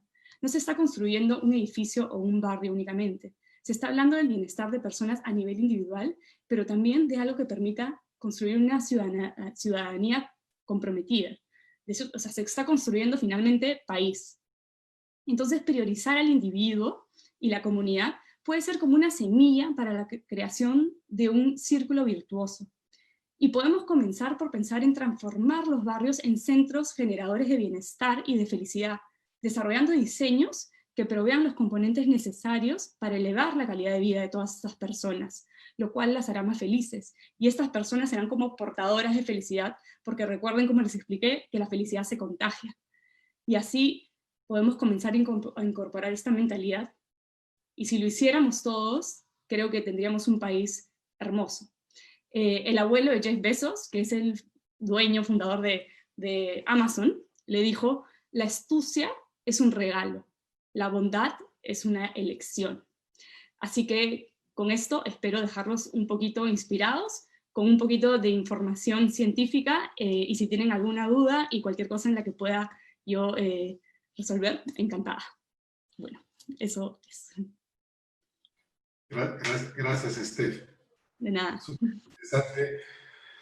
Y qué importancia, Cintia, definitivamente es el bienestar, o lo importante, el compromiso que debemos tener los arquitectos en generar una calidad espacial apropiada, más allá de lo normativo. Sí, absolutamente, porque además tampoco está normado. Las normativas están dadas básicamente en relación a cómo llevar iluminación y a los espacios mínimos para llevar iluminación, pero esos no son espacios de interacción, ¿no? Esos no son espacios que cuentan con la calidad. Y yo creo que como eso no está normado, los arquitectos debemos de, desde lo que conocemos y lo que estamos comenzando a conocer, y desde lo que además creemos que debe de pasar, podamos sobreponernos a las llamadas de atención que ha hecho Julio Calderón, ¿no? Quiero comentar de manera muy rápida que cuando se hizo esta investigación, yo sabía de la importancia de las relaciones sociales, mas no había yo relacionado, porque no conocía sobre la felicidad, cómo la felicidad está sustentada sobre las relaciones sociales. Steph es invitada a esta charla. Sin embargo, en este encierro de 4 meses, de manera natural comencé a indagar antes de conocer a Stephanie sobre la felicidad, y descubrí que las relaciones sociales son los que soportan sobre todo esta felicidad. Así que creo que tenemos que ser muy proactivos para que se dé estas relaciones y la felicidad, y una vida más plena, una vida en donde haya salud, trabajo, colaboración, que seamos colaboradores, como decía Julio, ¿no? Seamos una comunidad. Así es, súper interesante. Quisiera darle el paso a Ángela para que haga una pregunta del público, por favor. Ángela. Sí, claro que sí. A ver, Gracias. hay una pregunta del arquitecto Eduardo Borda. Dice: el estudio que ha sido expuesto está referido principalmente a conjuntos de clase media, es decir, de un potencial económico de medio para menos. Sería interesante que se estudien otras realidades, porque creo que tienen comportamiento muy distinto. La clase alta es muy reacia a esa socialización, mientras que la clase D o E es más proclive a socializar en cualquier espacio. No necesita de la jerarquización que se propone. Lo vemos en laderas de los cerros o pueblos jóvenes en formación. Tienen un nivel económico muy bajo y, sin embargo, su grado de socialización es muy alto, incluso en comedores populares y cocinas comunitarias. ¿Para la arquitecta? Bueno, no necesitan de esos espacios jerarquizados, porque claramente están utilizando los espacios con los que cuentan, que son próximos a sus viviendas. Sus viviendas, por lo general, en sus viviendas hay carencia, pero hay estos espacios, por ejemplo, cuando están en laderas, hay las escaleras que se vuelven en escaleras comunitarias, que se convierten en escaleras comunitarias, ¿no? En pequeños espacios donde la gente se encuentra, y además hay la necesidad de colaboración. Esa necesidad de colaboración es natural y es espontánea. Y claro, si pudiésemos llevar esa espontaneidad a otros espacios, ¿por qué es que en conjuntos, digamos, se habla de niveles económicos más altos o niveles medios? Bueno, empezando porque no hay estos conjuntos habitacionales con esa cantidad de unidades habitacionales o de unidades de vivienda referidos, digamos, a un nivel económico más alto. Esto nos está hablando de esa precariedad respecto a la capacidad de poder vivir en comunicación, en comunidad, ¿no? Sin embargo, eso no quiere decir que no se hagan los mayores esfuerzos para que los espacios, estemos en donde estemos, permita la mayor posibilidad de interacción. Es un trabajo por hacer, y sí, definitivamente cuando el arquitecto dice que deberían haber más trabajos, yo invito que sigamos estudiando y sigamos trabajando sobre el estudio, que es importantísimo, ¿no? Pero sí, quiero solamente remarcar que cuando empecé la investigación, no había una investigación, no se sabía qué había pasado con estos conjuntos habitacionales soportados por el Fondo Mi Vivienda. Se habían hecho muchísimos, pero no había ninguna investigación. Y a nivel mundial tampoco la hay muy poco, o sea, sí la hay, pero hay muy poco. Entonces, habría que meter mucho ojo para saber qué está sucediendo y cómo se puede mejorar. Porque al final yo creo, de acuerdo a lo que dijo Julio, es que el espacio nos representa y nosotros representamos al espacio. Eso es sin lugar a duda, ¿ya? Pero, a ver, desde el lado de arquitecto, y espero no estar hablando para nada desde el ego, como la posibilidad de dar como arquitectos lo mejor que se puede para que se dé esta ida y vuelta. Si desde el espacio se da el beneficio a las relaciones, es muy posible que las relaciones comiencen a moldearnos a nosotros de una manera mucho más rápida y mucho más potente, ¿no? Claro, eso no nos quita el hecho de que la gente naturalmente sociabilice, no nos quita a nosotros los arquitectos la responsabilidad de configurar espacialmente esa convivencia, porque finalmente es una necesidad de la cual nosotros como arquitectos creo tenemos, no digo la obligación, pero el principio de... Principio moral, absoluto.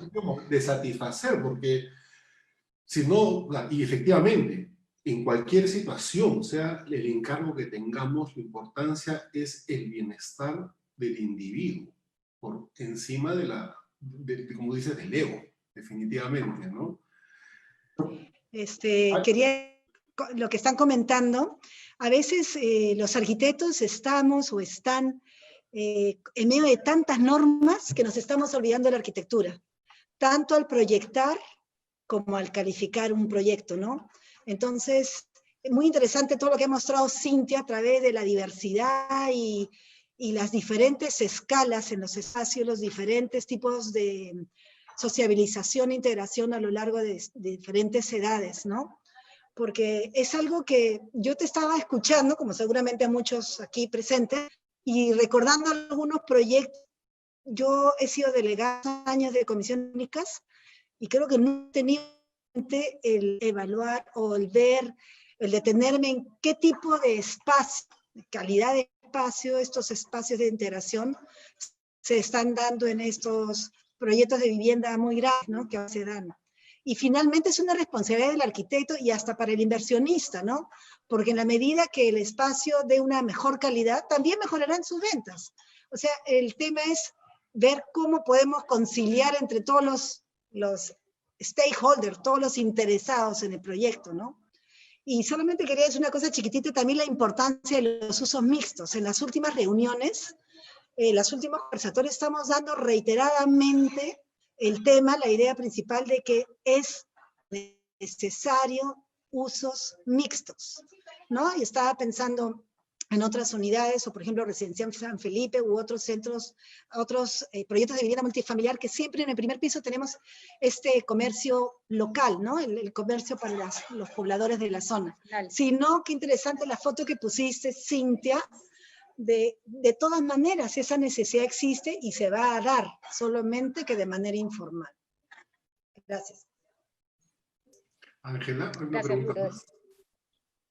Sí, y una consulta dice, quiero saber la opinión que tienen referente a las ideas que tuvo el presidente Belaúnde al construir las grandes residenciales, ¿no? Como San Felipe, Santa Cruz, etc. ¿Se adelantó a la época o le faltó algo? ¿Contesto? Vale, sí. Para el panel, sí.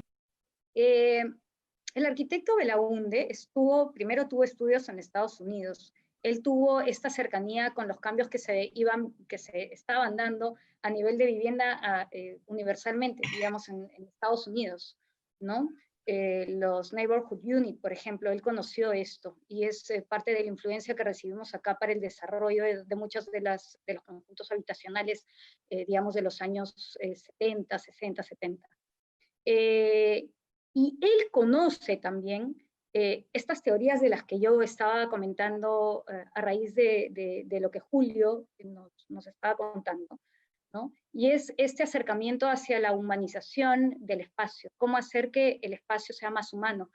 Y él ve esto claramente, él es un estratega, sobre todo es un estratega, es un arquitecto, pero es un estratega, y ve cómo a través de la vivienda se hace ciudad también, y cómo estos espacios de transición de los cuales está lleno el San Felipe, son parte del enriquecimiento de la ciudad. Él no lo ve solamente como vivienda, él lo ve como una forma de darle a la ciudad la potencia que necesita para poder generar en ella una densidad urbana, humana, que pudiera funcionar.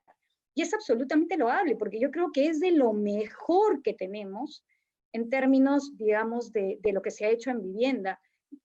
Yo sigo paseando por ahí, yo sigo atravesando cada vez que puedo, me la atravieso todita y sigo sintiendo ese fervor, ese fervor social que hay ahí, esa capacidad para generar ciudad al interior, esa capacidad para generar comunidad, como inclusive los chicos que estudian en los alrededores van y se sientan ahí en los jardines.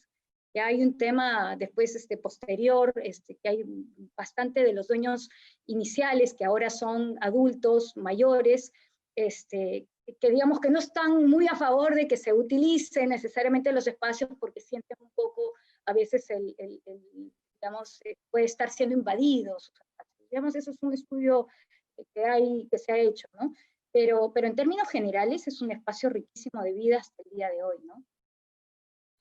Sí, súper interesante. Creo que, bueno, el tema tiene para más, ha sido súper interesante. Yo creo que ya para cerrar, Cintia, ¿cómo ves ahora estos espacios sociales en este momento de pandemia?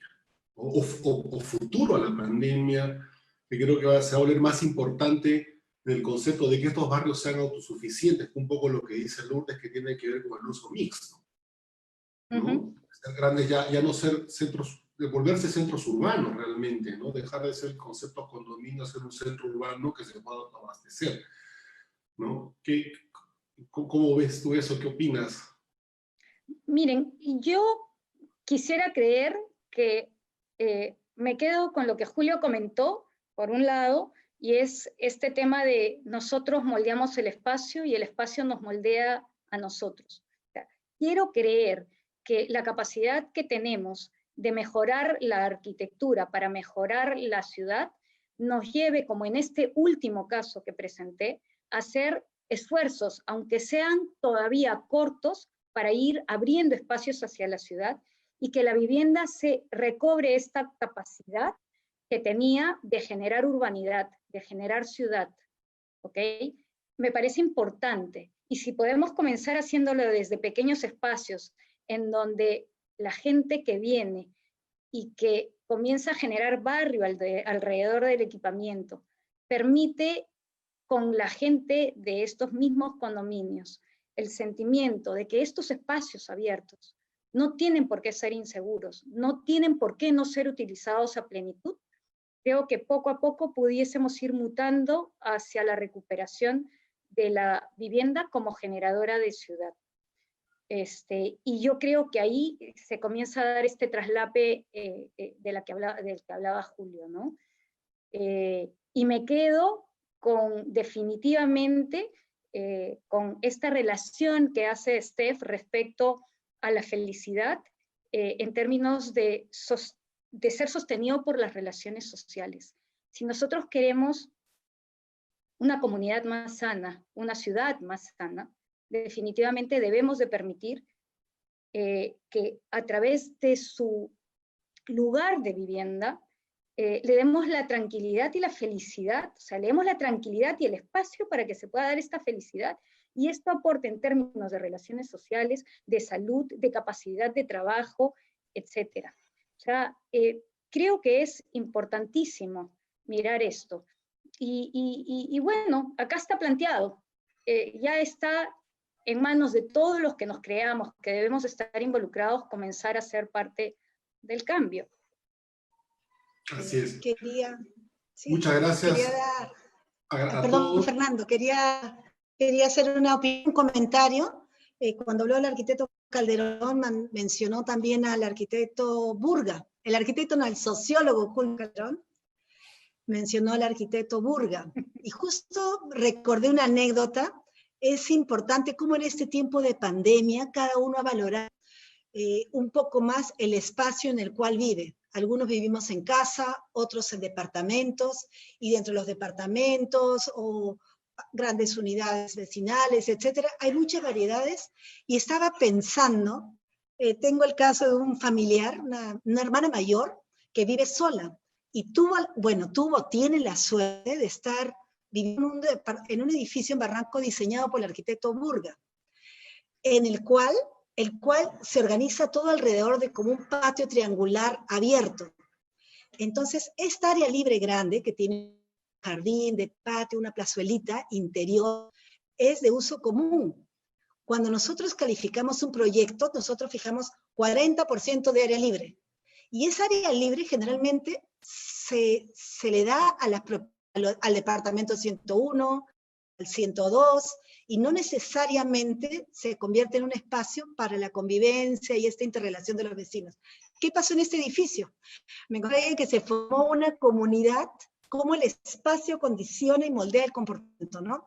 En el cual se organizaban de tal manera que este espacio común, que todo el mundo estaba cansado de estar metido en un departamento, tenían horarios. A tal hora sale la gente mayor, a tal hora salen los niños, porque también tenían un juego, y además estaban tan bien organizados que mi hermana se quejaba porque era una adulta mayor y no la permitían ni salir ni para sus compras. Hasta compraba lo que necesitaba, ¿no? Porque justamente cada uno cuidaba del otro. Entonces la persona mayor o cualquiera que salga era un posible punto de contagio de los demás.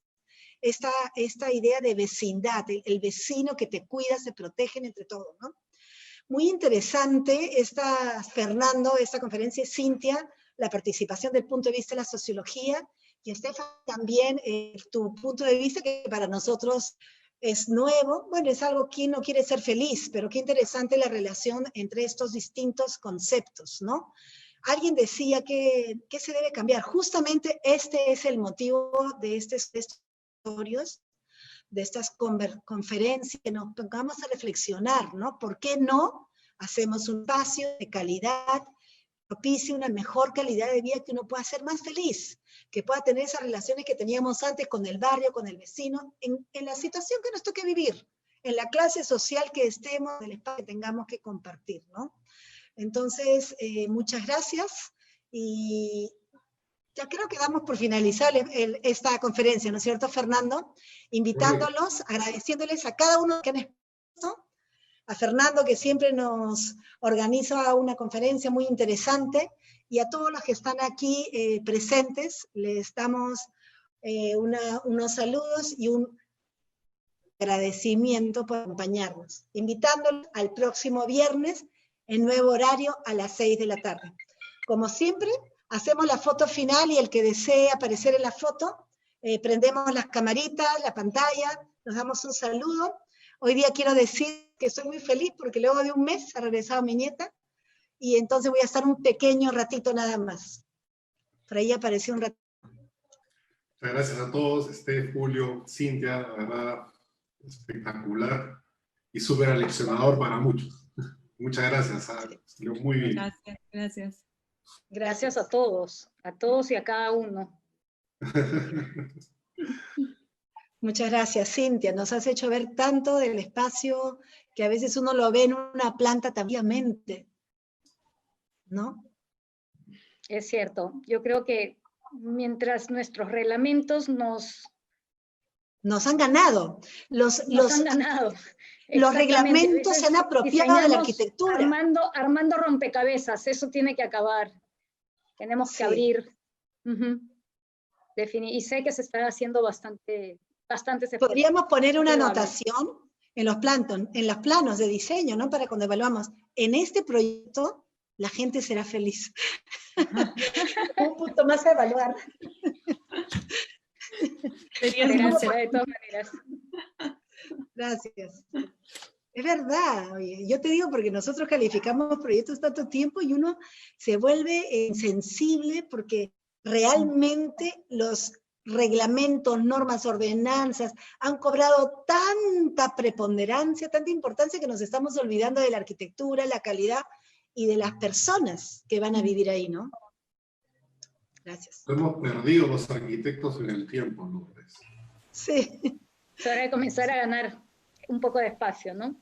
Sí. Yo creo que sí, porque es importante, o sea, si bien es cierto, las normas están y estarán siempre, pero creo la capacidad de la creatividad, de la innovación y de entender del oficio que es la arquitectura en realidad. ¿No? Yo considero la arquitectura un oficio que está dedicado al otro, o sea, debemos entender que estamos al servicio del otro, ¿no? Del usuario final, no del cliente, sino del usuario final, al servicio de ese usuario. Sea una vivienda, sea un comercio, sea lo que fuere, o sea, eso es lo importante de la arquitectura, ¿no? Cintia, algunos aquí veo en el chat que están diciendo dónde pueden ver la exposición o si tienes, si esto lo pueden, dónde lo pueden ver. Sí, lo puedo compartir a través de Ángela. Ya, perfecto. No hay ningún problema. Encantada. Sí, la idea de esto es... Sí, y bueno, y también avisarles que se queda grabado por si acaso en nuestro Face. ¿Puedes explicar un poquito, Ángela, por favor? Sí, nosotros se quedan todos los eventos gratuitos, que hemos realizado a raíz del mes de marzo, están en el Facebook del CAP Regional Lima, en la sección de videos. Todas nuestras conferencias, charlas, mesas de trabajo, las pueden volver a visualizar de manera diferida, ¿no? Igualmente también en el canal de YouTube es CAP Regional Lima, nos pueden encontrar. Y vamos a compartir el estudio de la arquitecta Cintia en nuestra página web, para que lo puedan descargar y lo puedan visualizar, ¿no? Para cualquier consulta. Igual los invitamos para que levanten la mano para tomar la foto final, por favor, y agradecemos a todos por su participación. Muchas gracias, Julio. Siéntanse con toda la libertad, por favor, nuestros invitados panelistas, de retirarse discretamente en el momento que quieran. ¿Ya? Nosotros aprovechamos de encontrarnos entre amigos y entre colegas y siempre conocer a nuevos arquitectos que se van sumando a la Regional Lima. Fernando Gómez, por ejemplo, si prendieras tu micro te podríamos conocer un poquito más y nos cuentas de qué universidad eres. Esta es la primera vez que nos sigues, o las otras. Tu micro está apagado, Fernando. Ah, ya. Hola, ¿se escucha? Sí, Fernando, gusto conocerte. Sí. Igual, mucho gusto. Bueno, a mí me pareció muy interesante todo. Y yo soy de México, de hecho. Ya llevo un año viviendo aquí en Perú y comencé a estudiar arquitectura en la Ciudad de México y luego hice traslado aquí a la UPC y pasaré al 9º semestre. Pero entonces, pues igual no quiero seguir aprendiendo sobre Lima y Perú y toda la arquitectura aquí.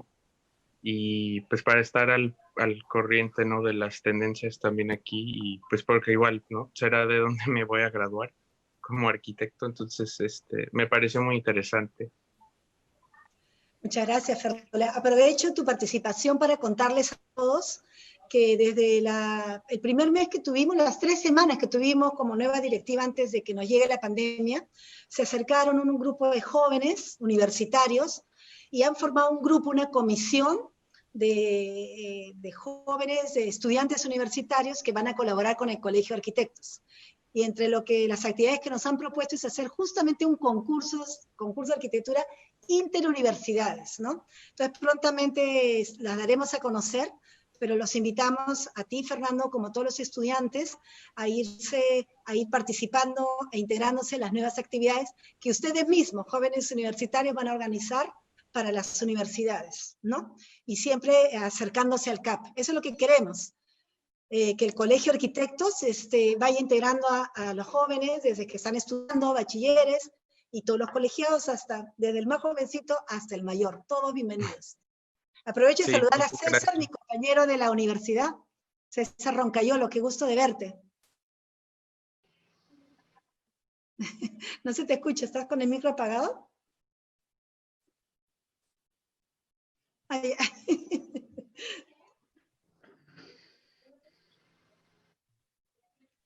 Ya está, no se le escucha. Vamos a hacerle un señal de mimo. No sé si alguien quiere participar. Yael Shrem, veo una pareja ahí. ¿De dónde son? Está apagado su micrófono. Ay, ay, ay. Sí. Ya él prende el Diego La micrófono. Rosa, arquitecto. Qué gusto de verlo. No se les escucha, ya estaba el micrófono apagado. Sí, si desean participar, prendan el micrófono. Quisiera un minutito. Por un lado, me da muchísimo gusto ver también al arquitecto Diego La Rosa. Él también fue jurado de mi proyecto. Muchísimas gracias por su presencia. Y a la pregunta de Yael, Yael es una invitada conjuntamente con Miguel. Ellos no son arquitectos, pero son estudiosos también de cómo lograr la felicidad y la plenitud. Así que por eso han sido invitados. Me da mucho gusto, me da muchísimo gusto porque la arquitectura es para todos, la ciudad es para todos, la calidad de vida es para todos, ¿no? Felicitaciones, Cintia, te deseo un gran futuro, lo mereces. Gracias, arquitecto, muchas gracias. Veo a Karina Rengifo, una estimada colega, que también nos sigue mucho, Karina. Ella es de Hola, Lourdes. San Martín. Hola, Karina.